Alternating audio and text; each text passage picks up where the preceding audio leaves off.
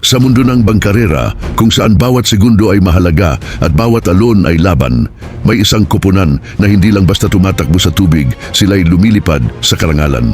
Sila ang Team High Octane, isa sa pinakamalalakas at kinatatakutang team mula sa Luzon. Pinamumunuan ng matatag na leader na si Mr. Rojas, ang koponan ay binuo sa isang layunin ipakita na ang lakas, disiplina at puso sa karera ay hindi lamang nasusukat sa makina, kundi sa samahan ng bawat miyembro. Sa ilalim ng makina, nariyan naman ang mahusay na mekanikong si Geo Medrano na para bang may sariling pakiramdam sa bawat tunog ng motor, alam kung kailan kailangang bumirit at kung kailan dapat magtimpi. Ang puso ng kanilang bangka ay gawa ng dalawang bihasang kamayang magkapatid na boatmakers na sina Rolando at John Tristan Medrano.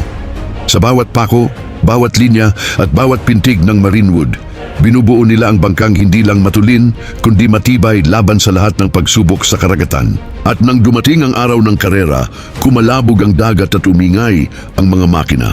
Habang ang ibang team ay nag-aalangan, ang High Octane ay handang-handa.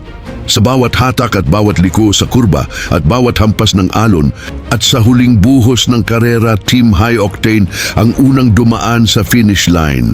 Hindi lang sila nagwagi sa karera, na panalo nila ang respeto ng buong bangkarera community. Sila ang pride ng Luzon, ang Team High Octane. Sa bawat alon, may apoy na bumubuga. Kaibigan, isa ka ba sa tagahanga at taga-suporta ng Team High Octane ng Luzon?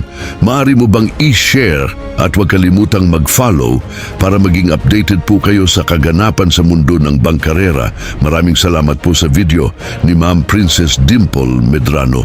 Hanggang sa muli.